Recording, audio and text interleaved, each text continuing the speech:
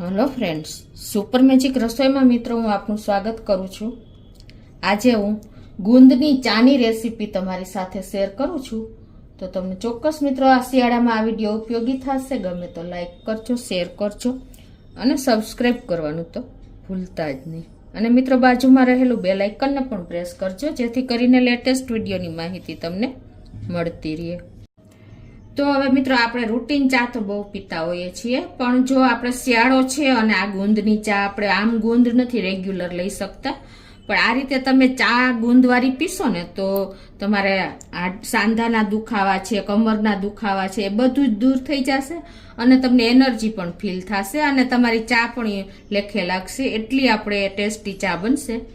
તો એના માટે ચા માટે મેં જો અત્યારે એક આપણે તજનો ટુકડો લીધો છે, નાના બે સાઈઝના, ને થોડું આપણે પિંચ જેટલું આપણે જાયફળ લેશું અને 2 પિંચ જેવી આપણે મરીનો પાવડર બનાવ્યો છે, એક એલચીનો પાવડર બનાવ્યો છે, 1 ચમચી જેવો ગુંદ છે અને ચાની ભૂકી છે, ઘી છે, દૂધ છે અને આદુને મેં ખમણીને લીધું છે।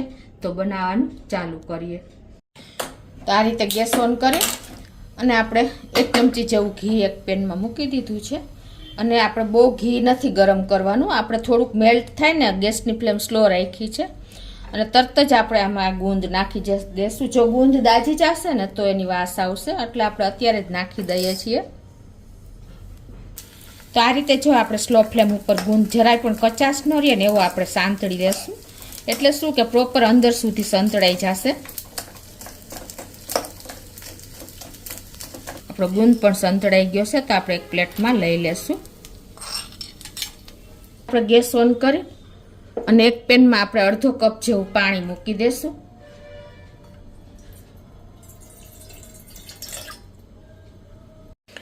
અને એમાં આપણે આ તજનો ટુકડો નાખી દેશું અને મરી પાવડર નાખી દેશું 2 ચૂટકી જેટલો, અને જે આ 1 ઇંચ આદુના ટુકડાને મેં ગ્રેટ કર્યો છે ને એ નાખી દેશું અને આને આપણે ખૂબ ઉકાળશું। ગેસની ફ્લેમ અત્યારે મીડિયમ છે અને હવે આ ગુંદને આપણે આમ ભાંગી લેશું એટલે સરસ ભૂકો થઈ જાય। આ રીતે જો આપણે ગુંદને ભાંગી લીધો છે, ભૂકો કરી લીધો છે। તમે આ રીતે ગુંદ તરીને અને ડબ્બામાં ભરીને રાખી શકો છો, જ્યારે તમારે ચા બનાવી હોય ત્યારે આ રીતે તમે તૈયાર કરી શકો છો। હવે જો આપણે આદુ, તજ આ બધું જ ઉકળી ગયું છે, હવે આપણે ચા બનાવી છે તો ચાની ભૂકી 1 ચમચી જેવી નાખી દેશું। આ ઓપ્શનલ છે, હકીકતમાં નાખતા નથી, પણ આપણે ચા બનાવીએ છીએ તો ચાની ભૂકી નાખવી જ જોઈએ। તો એને પણ આપણે ઉકાળી લેશું। મિત્રો માર્કેટની ચા જે હોય છે ને એનાથી 10 ગણી આ ચા એકદમ ટેસ્ટ અને સરસ બને છે। તમે એક વખત બનાવશો ને તો તમને ગળે લાગશે, એટલે કે દાઢે લાગશે। અને હવે જો હકીકતમાં આ ચામાં ચાની પત્તી નખાતી નથી, પણ આપણે ચા બનાવીએ છીએ એટલે નાખી છે મેં, તમે સ્કીપ પણ કરી શકો છો। પાણી પણ ઉકળી ગયું છે, તો 2 કપ જેવું આપણે દૂધ નાખી દેશું અને આને આપણે ઉકળવા દેશું। હવે આને આપણે 10 થી 15 મિનિટ આ રીતે હલાવતા હલાવતા મીડિયમ ફ્લેમે ઉકાળી લેશું। આપણી ચા ઉકળી ગઈ છે તો આપણે અત્યારે સાકર નાખી દેશું, કેમ કે સાકર આપણે છેલ્લે નાખીને તો ચા ચીકણી ન થાય। તો તમે તમારા ટેસ્ટ એકોર્ડિંગ 1 ટીસ્પૂન કે 2 ટીસ્પૂન જે તમે ગળ્યું પીતા હો ને એ પ્રમાણે તમારે સાકર નાખવાની છે। અત્યારે મેં 1.5 ટીસ્પૂન જેવી નાખી છે અને હવે આપણે જો એકદમ ઘાટી ચા થઈ ગઈ છે, તો હવે આપણે શું કરવાનું છે, આ ચાને ગાળી લેશું એક અલગ જ તપેલીમાં, એટલે કે આપણે ભૂકીને એ બધું નીકળી જાય।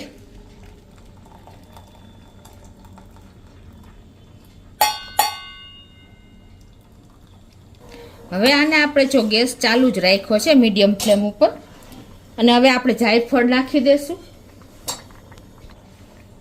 આ રીતે તમે ભૂકો કરીને કે ખમણીને કોઈ પણ રીતે તમે એન્ડમાં નાખવાનું છે આપણે જાયફળ, તમારા ટેસ્ટ એકોર્ડિંગ 2 પિંચ 1 પિંચ જેટલું નાખી દેવાનું છે।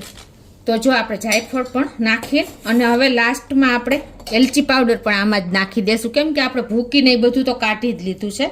લાસ્ટમાં તમે એલચી નાખશો ને તો એનો ટેસ્ટ બહુ સરસ બેસી જશે ચામાં અને આ રીતે આપણે ઉછાળીને કન્ટિન્યુ એને આ રીતે ચલાવતા જ રહ્યા છીએ તો જ આપણે બહારની ચાને ભૂલી જશો ને એવી ચા આપણી તૈયાર થશે.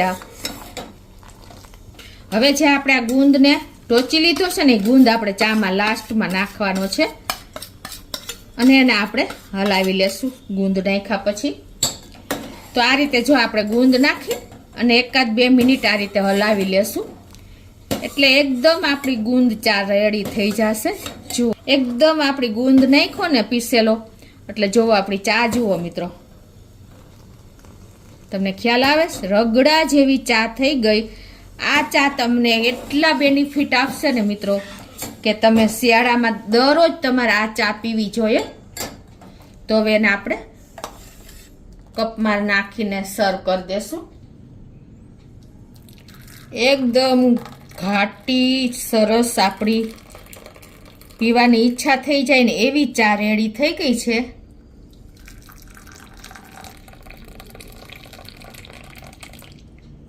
તો મિત્રો આપણી ગુંદ ચા રેડી છે. તમે ચોક્કસ એક વખત શિયાળામાં આ રીતે ટ્રાય કરજો અને તમને મારો વિડીયો ગમે તો લાઈક કરજો, શેર કરજો અને સબસ્ક્રાઈબ કરવાનું તો ભૂલતા જ નહીં.